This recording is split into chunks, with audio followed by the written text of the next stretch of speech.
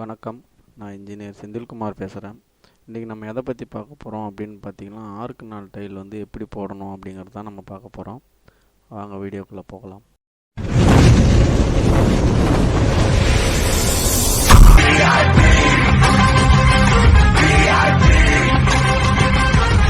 இப்போ நம்ம பார்த்துட்டு இருக்கிறது பார்த்திங்கன்னா 6x4 டைலு.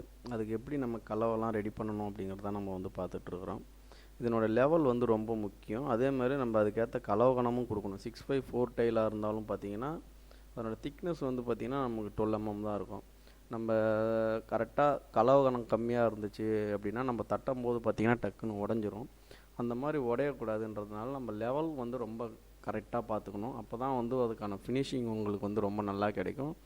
அந்த லெவலும் உங்களுக்கு கரெக்டாக கிடைக்கும். அதனால தான் நான் உங்களுக்கு ஒரு லெவலை இது பார்த்திங்கன்னா அந்த டைலை ஹேண்டில் பண்ணுறதே வந்து பார்த்திங்கன்னா கொஞ்சம் ஜாக்கிரதையாக தான் அதை எடுத்துக்கிட்டு போகணும்.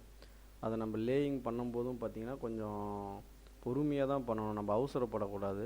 ஏன்னா இது வந்து கொஞ்சம் பெரிய டைலு அப்படிங்கிறதுனால வந்து பார்த்திங்கன்னா அதை நம்ம இல்லைன்னா உடஞ்சிச்சின்னா வச்சுங்களேன் உங்களுக்கு வேஸ்டேஜ் ஆகிடும். இந்த டைல் நம்ம அடுத்து யூஸ் பண்ணுறது ரொம்ப கஷ்டம். அதனால் வந்து பார்த்திங்கன்னா முடிஞ்ச அளவுக்கு ரொம்ப மெதுவாக இதை வந்து ஹேண்டில் பண்ணுங்கள். நம்ம சாதாரணமாக போடுற மாதிரி போடாமல் இது கொஞ்சம் கரெக்டாக 4 பக்கமும் 4 ஆள் வந்து பிடிச்சி அதை கரெக்டாக பொசிஷன் வச்சு பண்ணணும். இதுக்கு ஸ்பேசர் வந்து பார்த்திங்கன்னா 2 mm நாங்கள் ஸ்பேசர் வைக்கிறோம்.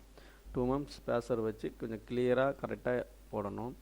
அதேமாதிரி நம்ம மேலே வந்து பார்த்திங்கன்னா இது கிளாசிக் ஃபினிஷ் கண்ணாடி மாதிரி இருக்கும். அதனோட ஃபினிஷிங் குவாலிட்டி வந்து பார்த்திங்கன்னா மேலே அதிகமாக டஸ்ட்டு படாமல் மணலோ அதெல்லாம் வந்து படாமல் அப்பப்போ தொடச்சிக்கிட்டே இருங்க. தொடச்சிட்டு அடுத்த டைலை போடுங்க. இல்லை நம்ம நடந்துட்டு போயிட்டு வரோம் அப்படின்னு பார்த்திங்கன்னா அந்த மண் ஒட்டிக்கிட்டே வந்துடும் நம்ம காலு கூடவே. அந்த மாதிரி வந்து இந்த வீடியோ வந்து உங்களுக்கு யூஸ்ஃபுல்லாக இருக்கும் அப்படின்னு நம்புகிறேன்.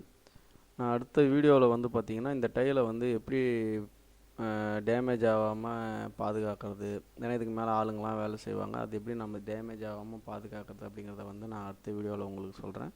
வணக்கம்.